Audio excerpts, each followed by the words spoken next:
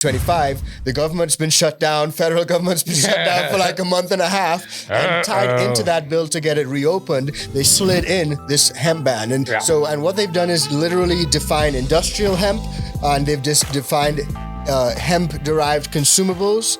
And they've also mandated the FDA to publish a list of all known cannabinoids that are produced from the marijuana plant. Oh, shit. So we're not now, it's not now just THC. Yeah, within, I think it's 90 days, the FDA must do that. So, we're Jug Dealers, we're the podcast you need in your feed, teaching the game like you never seen. Jerin, Gabe, GRAMBO, true OGs, masters of the globe, set your mind free. From Denver, Colorado, where the data's green, we set the data points for the SOPs. Jug Dealers Podcast, yes indeed. Hey, everybody. Welcome back to the Jug Dealers Podcast, where we talk about all things cannabis and lifestyle related. We do have a very special guest in studio today that I will get to very quickly. But we also wanted to remind you about the Jug Club. We do have that up and running. Thank you for all the Jug Club members out there. That does include an exclusive discount that happens all the time. But right now, we actually do have a Christmas sale that's going on, which is after Black Friday. But we're going to keep this fun going on. So we do have 15% off select items for Christmas, and then actually 20% off all merch. And we're continuing to put up more and more merch. And actually, you guys seem to be loving it.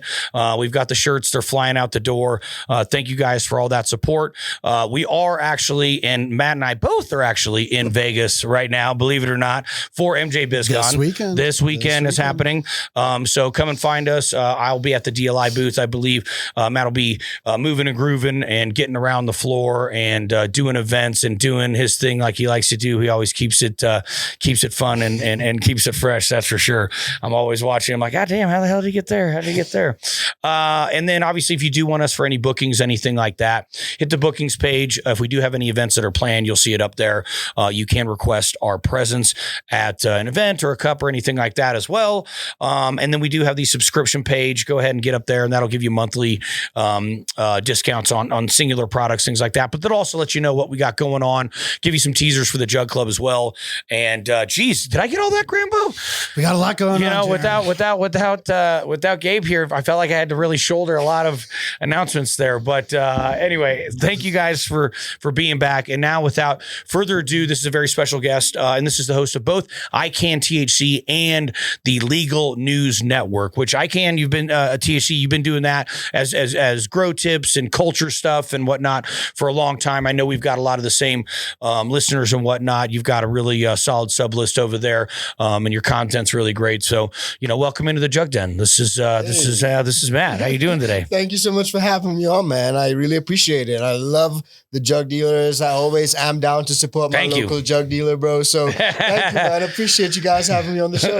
Yes. Always supporting the local Jug Dealer. Thank you for being out here. And actually, it just so helps that, not only are you, local to us, which is easy, and thank you for popping over in the studio, but also, it's something that there's a pretty, a poignant topic that's been going on with some of the recent things that have happened in hemp. And it just so happens, and not only are you local, but you are actually a legal expert as well. Hence also doing that page with the Legal News Network. And that page, I'll give you a little sec because it is, your newer page. Even maybe give us a little tidbit about that. Okay. A lot of people actually don't know that I'm also a lawyer. I'm just a home grower on iCan, but I'm also a lawyer like by day. Right. So I'm fully immersed in law. I actually studied out in the UK. I'm called to the bar in the Caribbean, and I've been practicing for about What up, everyone? My name is Matt. And there are a lot of... Yes. Damn, that popped up. But I just wanted to bring that legal background sort of into the cannabis space. Because like I always say, the lawmakers try to make everything really confusing, and I just want to help guys understand what's happening, especially when it comes to legalization. And as you guys would have seen recently, they slipped that hemp definition change into that bill. And again, we just need to stay aware. So that's sort of why I started that channel, and we started it earlier this year. I started to take it really seriously. So Legal News Network, if you guys are in a prohibition state or even a legal state, just tap in and see what we got going on. Well, and I love that you're putting out that kind of trusted information because, it's one of the things that I felt like when we got this channel started, it was something we wanted to fill a void, which was for us was trusted scientific information in relation to growing cannabis. You're kind of same, but different, but give somebody trusted information on the legal side of cannabis. And again, obviously you've been doing the iCanTHC but just really, promoting yourself as a home grower and didn't necessarily know, that was kind of your by night thing, but your by day thing was suiting and booting and going into courthouses, which I don't think, a lot of people knew for a long time. And that's literally one of the specific things that, we like to bring specialists on here. Yeah. If it's something I don't know about, the best thing I can do is tap into our network. And again, you happen to be local, you happen to be a fellow cannabis warrior, and you just so happen to be a legal expert. So really what we're trying to talk about today is specifically the THCA, the hemp bans, the loop hole that's been, kind of put in there, that crackdown on intoxicating hemp. We've seen the really big in the South. I don't think we've seen it as big in Colorado, but it is something that is, statewide. And, really, I guess almost really one of the best places to start, because I'll be honest, I've had a lot of confusion about this, and I'm here. We're here every day talking about this stuff, and I'm looking at it going, okay, well, what are the implications? What the hell's going on? The initial confusion is like, wait, THCA, isn't that just THC? Yeah, right. Turns out, yes. Yeah. Well, and that's where it kind of went like, well, then isn't all weed just legal? Well, by that, the definition that was being used, because it hasn't been processed. Yes. Oops. There's so much confusion I've come to realize. Like, even since this whole thing is blown up, there's still people saying like THCA is fake shit. Like, get rid of the fake shit. There are people saying Delta 9 is fake shit, is synthetic.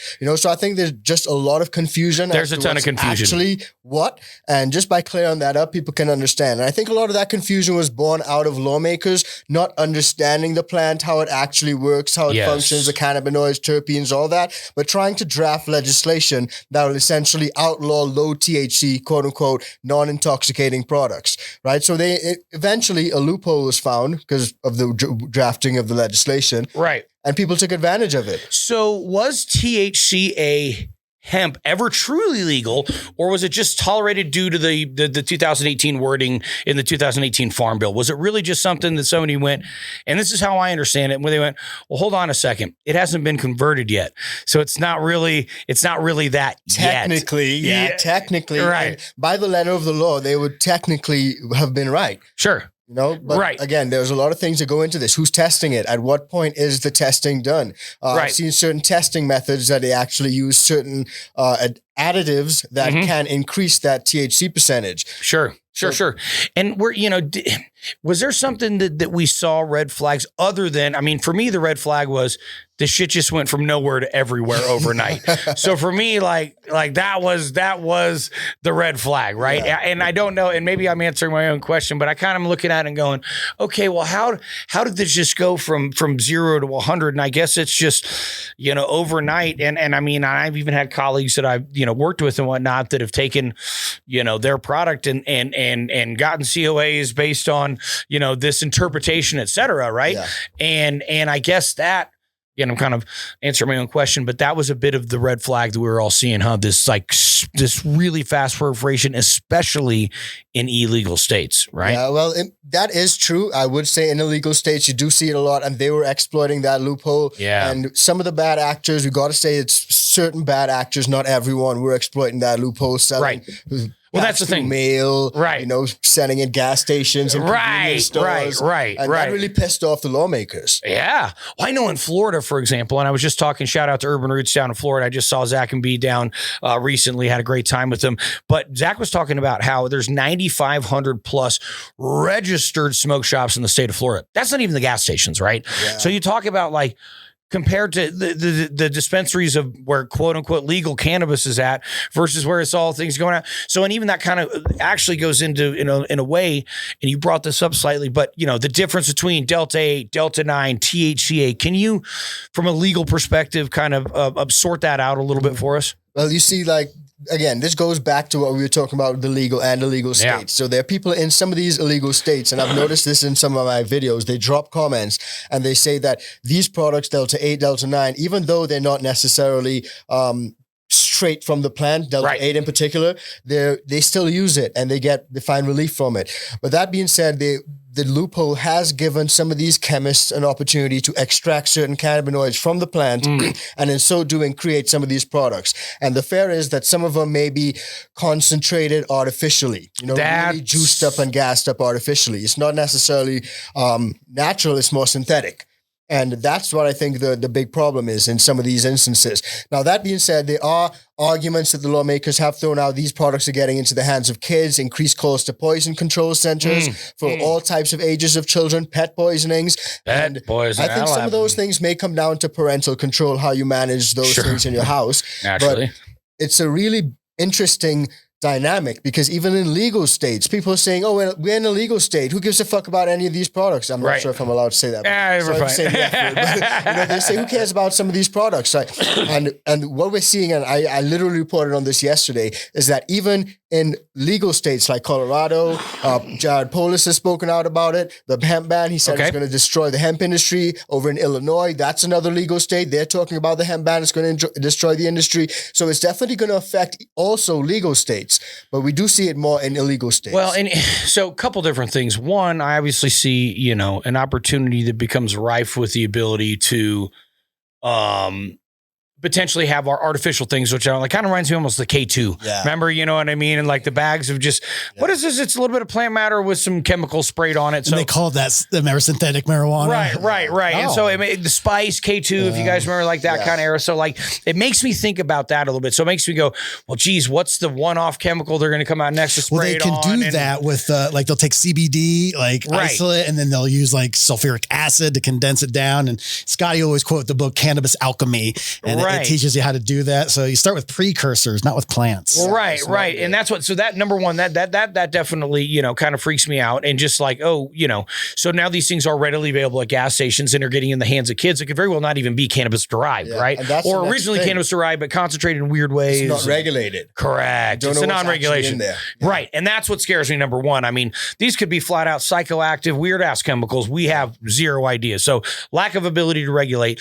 And then the other thing I look at it, go, well, what about the legit hemp industry where you're talking about textiles and you're actually talking about, something that could be a real industry, could be a real ag industry, could be, a commodity crop again. Like, how do you even separate these things? Because it becomes nearly impossible to, on some of the levels, at least, and we're going to talk a little bit here in a second on the new definition federally, the new definition of hemp. Yeah. But, are these numbers even real to where a farmer could even do it legally? You know what I mean?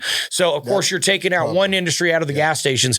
Now, what about the farmer, right? Yeah. And somebody that, quite frankly, for the last number of years has been mechanizing up to be able to have an industry that very much was a real industry at one point in time, right? It was called a cash crop, Rand. Right. Literally described it as the farmer's cash crop. Right. And because so, you were actually required to be growing that said cash crop, right? So moving on, let's look a little bit at what does this mean? Where's this going? So, because this has happened. Well, and if I can ask too, because they just did the hemp, like a few weeks ago, they did the ban. You talked about they slipped it into a weird legislation. And this is a loophole, yeah. It was originally the farm bill, right? And so it was like what, the 2018. 2028? 2018. 2018. We're after 2028. Yeah. Wait, what year is it? And so like THCA, the reason you can't just eat it is because it's the acid form. And so you got to knock off that A and then you can get it. So really you have heat and THCA and you got weed. Yeah. And they figured it out. And now what they do, they banned it here in some weird legislation. Yeah. So essentially back in 2018, President Trump signed the Farm Bill, aka the Hemp Bill, and that's what the bad actors use. That's where the loophole was actually created. Correct. So anything under that 0.3 limit.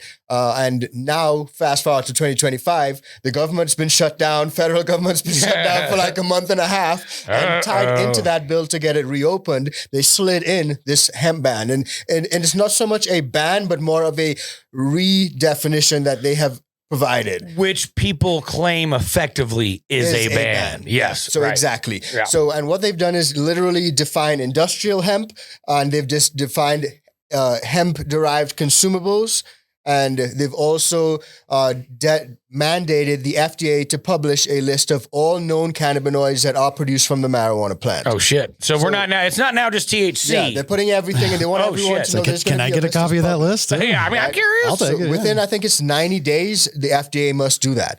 So, whoa. Okay. Yeah. So this has gotten real fast. Real quick. Yeah. Okay. Yeah.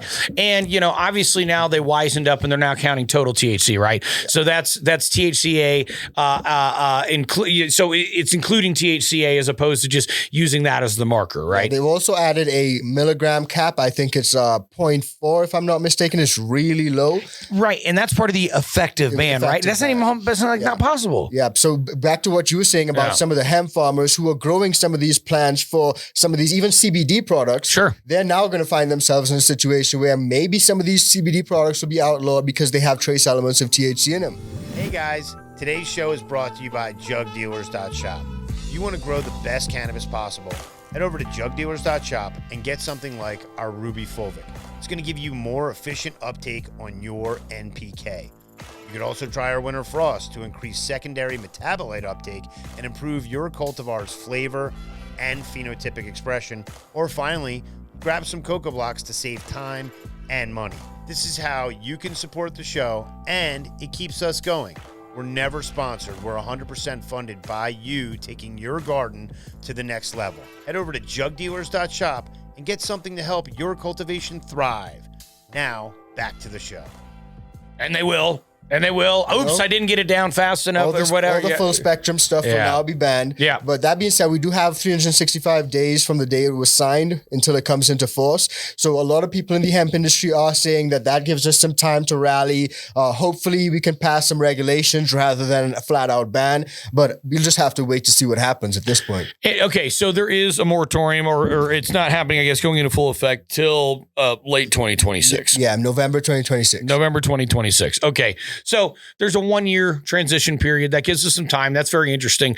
But like you said, I mean, that's for THCA flower, which in reality, I think a lot of people are trying to get rid of. Yeah. That, well, it's funny because you have people on both sides. Obviously, anybody that's working in the illegal cannabis industry is saying, please, God, get this out of here. You're killing our business. Yep. And I've even heard a lot of people say, get rid of this and pack prices go up. I wouldn't be mad about that. Yeah. What I mean? I have heard the same thing. So people who own legal dispensaries in legal states are getting negatively impacted by some of these sales. Right. And I'm not calling anybody out, but in Florida specifically, there's been a big battle. I know a lot of the large MSOs have gotten behind, pushing to get these things regulated because their business is being hurt massively. I'm not calling anybody we have access to a lot of the best ganja around. I'm smoking some gray market THCA right now from our buddy, and it's very, very good. It's very, very good weed, but it's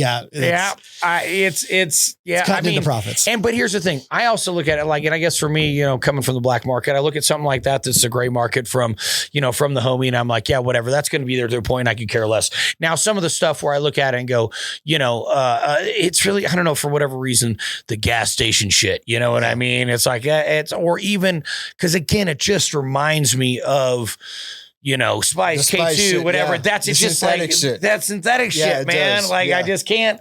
And maybe I'm old school. Remember they dropped off here at the 5A studio a bunch of cartridges that were like THCO and THCV and THCP. Yeah, they were horrible. HHC, horrible. Well, and here's the thing, let's and we can talk a little bit just about an entourage effect too, as well. It's like having these things that are artificially concentrated and taken out and stripped out where nothing else is there. It's like, it's like if you ever take a Marinol, which is like, the straight THCA pills, that shit's weird, man. Yeah. Like in the absence of any other things to like do its thing and stuff, because it's a matter of ratios, whether you're talking plant hormones or cannabinoids or really anything that seems to be in the plant world and really in science in a way, it's like, it's always seems to be ratio based. Like there's never one single variable, right? Yeah. And a couple things about that too, like I see a lot of folks who just don't necessarily want the legal stuff. They don't want to go to the dispo, pay the high taxes depending on what state you are.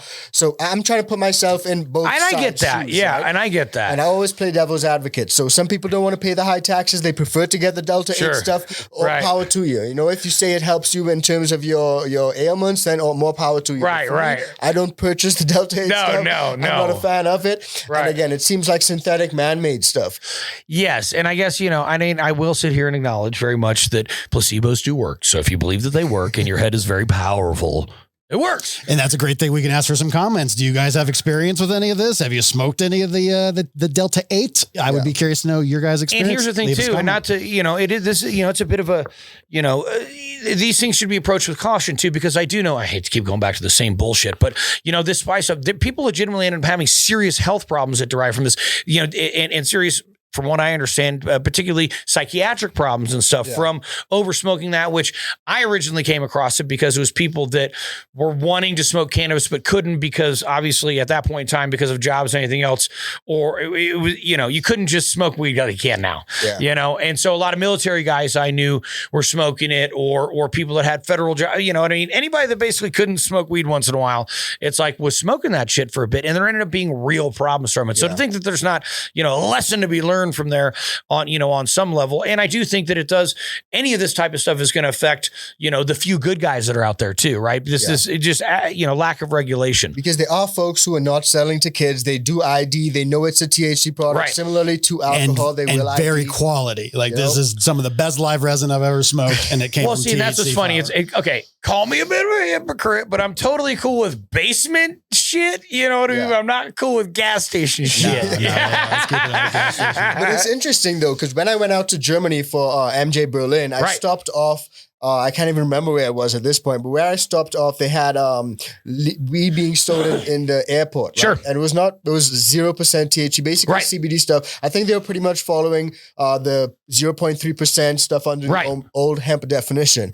And I bought some, I smoked it outside the airport, and it tasted horrible. There was no effect. It tasted bad. It smelled bad. It was pretty much like smoking a cigarette. And it looks like shit and it smells like shit. No effects. There was no quote unquote high whatsoever. Right. Interesting. And again, but I also wonder for some people, because again, I'm also the type of person, I like really high quality cannabis, right? But if you're happy enough, smoking some stuff that you used, that you grew out back behind the barn and threw a little chicken shit on top of it, who am I to sit there and say that's not good enough? So I've always taken that lane to a point as well. It's just because I like, and a lot of our listeners, in fact, do like high quality cannabis. That doesn't mean just because it's not, something that's not good enough for us isn't plenty good for somebody else. So it is kind of weird where you don't want to sit there and point those fingers and be like, what? You really actually smoked that shit? Yeah. But you do think it. I think it. I definitely think it. If we were to sit and really think about it, there's so many loopholes that were born out of the 2018 Farm Bill, not just talking about regulation. Put that to one side. We can talk about the Delta 8 stuff, the Delta 9, the THCA loophole. Right. It's normal, then you burn it, people are shipping that through the mail. So there's so many different loopholes that were born out of So do you think that's going to change? Because I know, up to this point too, we've gotten very liberal about, not myself, of course, I would never do something like this, but let's say flying around with large amounts of clones because there's no THC in it, right? You know what I mean? And some of the interpretations or even the selling of clones very openly, which we do not do on the show. Let me be very clear about that. And let's not even call them clones, little cuttings, but that is something where people, those kind of businesses seem to have popped up massively, whether it's Instagram or Twitch or Discord or any of this kind of stuff, Telegram pretty openly. Trappers, right. So you look at it too, and I go, well, which on one level I've always been like, well, that's kind of nice, right? I mean, it's like you can't really say anything about it because it's not THC, or it's not THC yet. But you got to figure that it's gonna affect all those things, and of course the salves, the creams, the beverages, the every kind of thing. I mean, I find it hard to believe that they can have any kind, that they can split things up. Yeah, I think that I think that's going to be concern. Hard. It's going to be so far-reaching. The topicals, the lotions, it's going to go everything, right? Because we've seen an instance where Big Pharma is probably behind this. A lot of people saying Big Pharma is behind this. A lot of people say Big Alcohol is behind it. But we've also seen where Big Alcohol is pushing Congress to not ban any of these hemp-derived consumables because they've actually been trying to get in on the industry. Right, that's true. They've been literally producing hemp-derived seltzers, bro. Right, I've seen them. Yeah, no, you're right. That's also going to impact them. Yeah. I didn't consider that. You always kind of figure, well, Big Alcohol is always against it. But I guess I have. I've seen the PBR drinks. I mean, I've seen the legit that are, from these companies. You know what they say? If you can't beat them, join them. People drinking less, they're smoking more weed. Let's come out with a THC drink. Yeah. There's no doubt about it. Josh, can you move that up a bit? Yeah, it makes me think because THCA, heat takes the A off and it just becomes THC. What if you had a hemp business and you had some sort of product that was THCA? It was July. is delayed in the mail. It starts to decarboxylate in the mailbox. See, is it illegal now? Again, here's the thing. That's why I find it so hard to believe for them to. Well, number one, they're not going to be able to test it, which is why it's going to be black and white. The fact that they can't make it like that right now, that loophole makes it to where it's not black and white. There is the show me that it's CBD, show me that it's not. You know what I mean? It's like, even right now you could be sitting there smoking and somebody like, oh, you can't smoke here. Man, it's a CBD I just bought at the gas station. It's a nice excuse. I'm not going to lie. I've seen police officers full on body tackle people for THCA, and they're like, or not even just literal CBD flower. Yeah. Be careful out there. So be careful, bro. What do we kind of think that the enforcements will be? I mean, I don't necessarily see big time raids on it. I see just something where they're attacking it, more in the mail and things like that, but maybe not. I mean, do you have an idea? What do you think that enforcement style would look as a deterrent. So it's really going to deter a lot of law-abiding citizens. Because, people who don't follow the law are not going to follow the law anyway. They're still going to trap. But let's be real. Folks who have a business set up, they're concerned about raids. Like you said, I've heard a couple raids that have happened since this whole thing is played off. I don't know if it's like actual fact or not. I've heard it through the grapevine. But people, it's going to be a big deterrent. Yeah. And when it comes to enforcement, that's going to be really difficult. Are they going to be sending federal officers to some of these places? A lot of it may just come down to state enforcement. Is the state going to enforce it? We've seen over in Ohio, a legal state, the governor signed an emergency executive order banning hemp. Banning hemp-derived consumables, an emergency executive order. And that went through the process. People were pissed off, went through the courts. They put a stay on it. So it'll come down to state enforcement. How are they going to enforce it in the state? That's what I think. Okay. And so you think which means that some states could absolutely decide to mess with it, and other states go, we got bigger fish to fry, we don't give a shit. Yep, absolutely. Which means it's still going to be going on. Yep. Even it's going to be a massive deterrent, like I said, but it's probably, and for those businesses that are probably filing taxes, hemp businesses are set up filing taxes. It'll probably be a little bit more difficult for you to do that. Do everything the right way now that your business is based off of something that is federally illegal again. Right. Obviously, that's where you see a bit of a gray area, if not right. And so people aren't going to want to touch it, whether it comes to banking, investment, and things like that. Yeah. Then you start seeing people back off from there, right? Yeah. And then it becomes it effectively bans it without banning it. Ripple effect. Yep. Absolutely. So that the whole state versus federal patchwork, I think, is really interesting how you bring that up, and the fact that it's like, are they really going to waste time, effort, and money on actually enforcing this? Maybe in some red states, super red states, they may, they may be really upset about it. Maybe in some places they'll be chill with it. I know in California, Gavin Newsom, he wasn't happy with it. He banned it and then decided to regulate it. So even in blue states, you'll see a little bit of a grapple as to what to do with it. So then in reality, like as far as a regulatory pathway forward, do you see that as a more state to state pathway as well? That's decided state to state? Yeah, pretty much similar to how cannabis is currently. Illegal. Yeah. And in theory, maybe the federal government decided to kind of keep their hands off and say this is a state issue and we're not going to really mess with it. Yeah, to some extent. But I think that a lot of them were really concerned about the product getting into the hands of kids, the loophole being exploited, packs being shipped in the mail, and that sort of thing. Gas stations, convenience stores, and they had to do something about it. But I think the way they went about it to sneak it into this bill, effectively ban everything rather than call for regulation. Because we've seen down in Texas, a red state, Governor Abbott said he's not going to ban. The ban reached all the way to his desk. He vetoed it and said, guys, you guys need to regulate it. But why couldn't they do that at the federal level? Just regulate it. Just regulate the entire industry. It seems crazy to me. Right. Now, does some of the rescheduling and descheduling talk, does this get wrapped up in that as well? I mean, just as far as, hemp's always kind of tied to cannabis in a way, right? Yeah. Even though it's like it's little, the kind of the redhead stepchild a bit, but it's always, tugged along with that as well, right?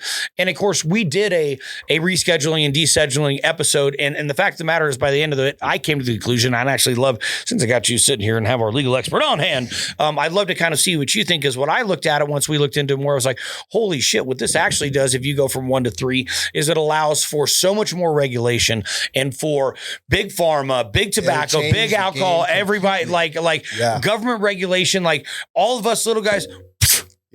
Out, gone. There's no way to play ball anymore. There's real potential for things to become a snowball cluster Right. Yeah. And that's where I saw. I went, oh my God, this just looks like an opportunity for all the guys that have been sitting there on the edges licking their chops, specifically like the big pharma, these billion. There's so many concerns. Like a lot of home growers are concerned about that. Are they going to be able to grow their own medicine at home? Can you currently produce prescription pills at home? Right. No, you can't. Right. So I mean, you can't even, if you get caught without it outside of a bottle, outside of a labeled bottle, we got problems. Right. Yeah, we got problems. So like, are you going to be able, like a lot of folks are just concerned about what could happen. Is Big Pharma going to come in? Is FDA going to come in? Which is funny because it's like we're calling it medicine and Schedule 1 at the same time. It's already an oxymoron, you know what I mean? So a lot of people are calling for straight up descheduling. And that's where we came to the conclusion. We can hear the comments from here. Yeah, no. And by the way, let me be clear, descheduling, that's what I came to the conclusion of.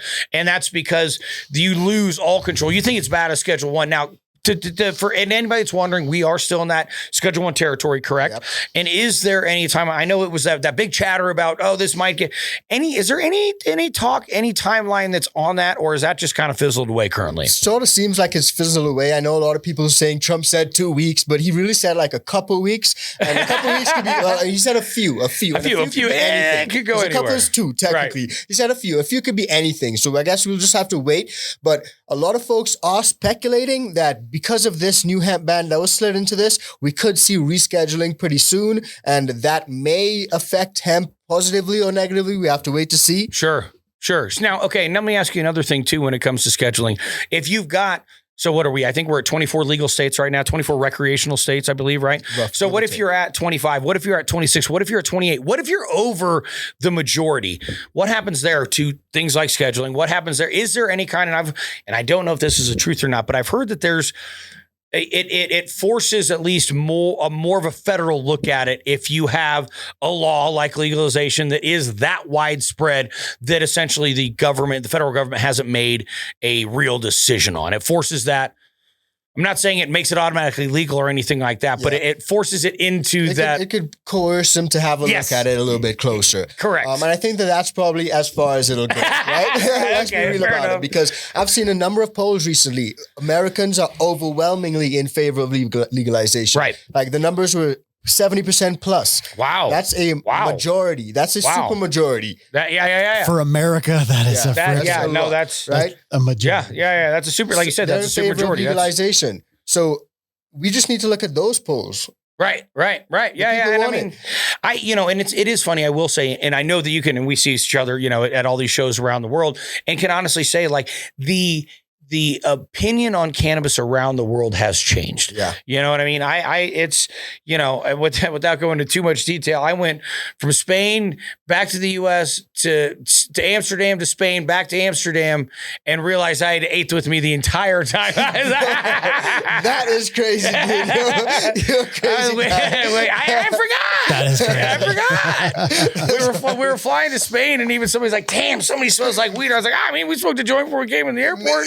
And no, I was right here, dude. Anyway. That's so hardcore. Yeah. But again, like you said, the perception is changing. Germany is like legalized. If you brought just a little bit of weed out and you were like, I really just don't see it. Like, holy shit, club you over the head and tackle, you know what I mean? Like it used to be. You're not going to get all Gestapo'd, about it. But it may come down to the officer, the state that you're in. And unfortunately, exactly. Are you apologetic? Are you an asshole about it? I'm always, it's like in that situation, you better know how to apologize and go, I didn't know that was there, sir. My mommy always said, eat humble pie. Yeah, that's right. Real quick, player. My last flight, TSA pulled me out of line. I had a bunch of weed, like a whole, I had like 8 jars with an eighth in each, Don't you love that? You're like, they pulled me out of line. He's digging through my thing. My heart's going. He goes, sir, you can't have this. And he pulls out my bottle of water. Oh yeah. Puts it down, hands me back my weed and goes, enjoy your flight. Yeah. Dude. Well, and I will say though, I've also seen, anyway, that can also not go as well too. Let me just say it does come down officer to officer. And of course, again, asking for forgiveness goes a lot longer than permission when it comes to things like this, kids. So always remember that. But let's, I think it's, we've had enough of this legal talk. Maybe I wanted to transition. Could I do one last question on this? Please do. Because I know a lot of people, this is like the main marching orders when people talk about the rescheduling thing. They say deschedule.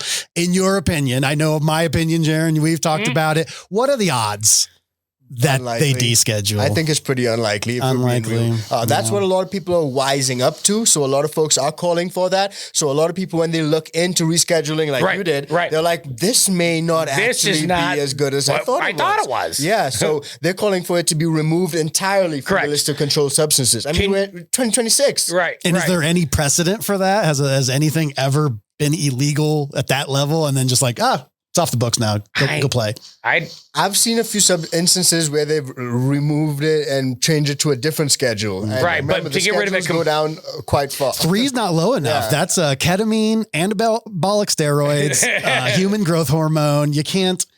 I mean, come on. Yeah. Now here's a stupid question. Maybe, can you have legalization without descheduling?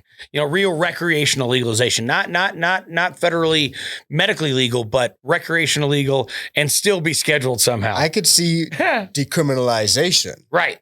So potentially it could still remain on the list of controlled substances, but be decriminalized at the at low amounts or something like that. Is it likely to happen? Unlikely, but at low amounts or something like that. And I'd be 10 pounds in your car might fly. Yeah. And you know what? I think I could get behind that. You know what I mean? If we could actually get to that point. And what's weird is truly that's what I feel like the attitude is these days. Not just domestically, but internationally as well. I feel that opinion on cannabis really kind of going to like a who cares. Like, what's That'll be the big big for a lot of folks because it'll remove the criminal penalties. Right. It'll remove a lot of the also violations when it comes to employer-employee relationships. Sure. And that's a big one for a lot of folks. Testing, it may also, some folks taxes, may still be able to, taxes, like businesses not being able to write off interstate commerce, there's a lot that is, ultimately wrapped up in this kind of stuff. Yeah, the taxes may still stay there if it's controlled substance, Schedule 1, but decriminalized. But I could see like some of the penalties being removed. Right. And an ability to also go, hey, we're in, it's like I always say, we don't grow strawberries in every state, right? Yeah. It's like, why do you, there's spots that we're growing cannabis right now that we shouldn't be. There's just some room in the middle. Like for the Jug Club, a lot of people are like, hey, I can't pay with a credit card. Why do I have to use PayPal? I go, because we are a cannabis-related business, and we were banned from all the payment processes. That's how we got kicked off the first one. Not cool. Not cool, government. It's not cool. If you remember. Well, I'd like to, and we've got, nice and deep into the episode, so I kind of wanted to turn it back around, and it's almost like starting, we're kind of flip-flopping the order a little bit here, but I wanted to get right into, the meat of the topic without wasting a whole lot of time. But why don't you give us a little bit more, of your background? I'm sure some of the folks, a lot of them, like I said, have I'm sure watched you, know who you are, things like that. But I also believe that there's probably a decent amount of our listeners that maybe don't know who you are, might have picked up on your accent a little bit. You did mention that you had, obviously done your law work in the UK. Why don't you get into a little bit more of, what your background, maybe what your relationship with cannabis is? You're from the islands, correct? Yeah. And I don't know, was cannabis a part of your life? Or why don't you just tell us a little bit about where you're from, Absolutely. How you grew up, and kind of what got you here a bit? Yeah, man. Grew up a Caribbean boy in the islands. I'm also a UK citizen, so I've went to school in the UK, practiced law in the UK. That's actually where I was found my love for the law, let's say. Okay. So I've really enjoyed that time that I spent over there. That being said, I've also worked as a lawyer in the Caribbean for massive corporations, companies, conglomerates. I've worked for media houses. I've worked for automotive companies. I've worked for massive shopping complexes. Damn. So I've done a lot of work as a lawyer. I'm done a lot of debt collection matters, running people down for money, bro, suing them and shit. Yeah. So it's been a lot of stuff like that I've done in the past. And now that I moved to Colorado, I'm really getting more in tune into like not just the home grow community, content creation side of things. Sure. I've also done content creation in the past. Some people may have seen on my Legal News Network channel that around, I think it was like 2008, 2010, maybe around there, I think is when I first posted a video to YouTube. Okay. And it was soccer compilation videos that I used to do. So I always loved editing videos, putting them together and posting them on YouTube. I would really like sneakers as well. So I had an Instagram page dedicated to posting sneaker shots. Like, I'm walking around town and putting a phone on the floor and taking pictures of my shoes like a real weird person. But yeah, so that's a little bit of my background. I like it. Very diverse. Weed. Yeah. Always smoked weed. I love smoking weed. Like I tell people I ripped a massive bowl and went to do my law school exams. I got my master's in law as well. Did the same thing. So, I don't just have a law degree. I also have a master's in law. Right. So I'm really well versed when it comes to like legal process and stuff like that. Wow. No, that sounds like an incredible background and something that, especially more and more is of value to a lot of people, especially as we're trying to navigate some of these changes and as everything's going on. It's almost like they make it intentionally complicated, Yeah, they do. And trust me, they do, bro. Have you seen like any of those recent mailing ballot initiatives in Colorado that came in the mail? Bro, they're not easy to understand. No. It's like, I'm not a fucking lawyer. I don't know what the hell this means. And then it makes you not want to vote on it, but you're like sitting there trying to vote on shit. You know what I mean? You want to be involved, and it's like, wow, it's making it really difficult to do this. So we very much do appreciate, you coming in, and I think kind of dispelling hopefully some of the myths and just making it a little bit more understandable for folks. And again, for anybody that did enjoy this talk, obviously going over and catching you on your channels and really, that's definitely an area that originally, even when we did the show, we tried to do a little bit more of like what's going on in the legal world, but it's like, realizing really quick it wasn't our specialty. We better just stick to growing weed. Yeah. So that's how we bring on people like you. It's interesting too, because like I love doing it. I love seeing the nuances in the law, and law generally interests me. And even in places like Colorado, it's been legal for so long now. When you think of places that are legalized first in America, you think of California and Colorado. And in Colorado Springs, it was not legal for a really long time. It's only recently that they passed legislation through ballot initiative to make it legal. And after they did that, they said that the people didn't know what they were voting on. It was confusing. They didn't know what they voted on. So we're not going to make it legal. We're going to take it back. Like, even though the people voted on it. So again, it's always too confusing. They're always trying to mess you up. And guys, I'm just here to dispel the rumors and the bullshit. So if you got any questions, you got anything like that, you can hopefully get all the rumors dispelled, all the bullshit cleared up. Well, and I know that Matt on his channel. Our second biggest viewership here at Jug Dealers is the UK. Shout out to the UK fam. Since you have a little law knowledge and a little UK knowledge, what's the odds that anything will change over there? I get a lot of morose messages from people in the UK. They're like, it's never going to pass here, mate. I feel like it's a hard sell, bro. It's a hard sell over there. But if the states went first, do you think they would tag along, or is it like cultural there? I don't know. They got a super liberal government when it comes to everything except weed. And it's been very weird with that. Yeah. Now I will say, hey, unit prices are high over there, and when you're on an island like that, it's like it leave a comment. Are you in UK? How much does a pound cost? Leave a comment. We want to know. We want to know.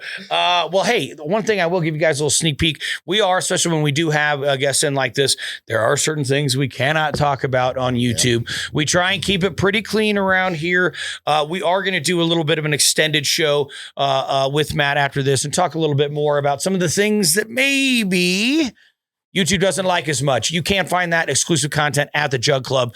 Talking things like genetics, possibly doing, maybe even token up a little bit, having a sesh, talking strains, anything like that, talking genetics and all that kind of fun stuff. So we are continuing to put up more stuff out there. We got to get some more jug stool up there. So Jug School, I said that finally. I thought you said Jug Stool. Yeah, Jug School. Is that a new line of like nutrients?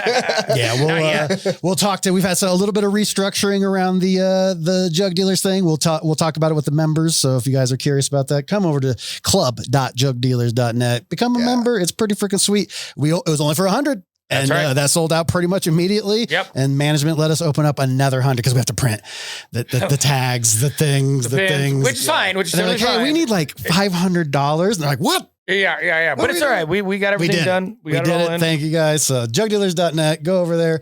iCanTHC, Legal News Network. Thanks for coming out. And everybody, thanks for watching. Until next time, from the Jug Den, we'll catch you guys soon. Thanks so much for watching. Peace.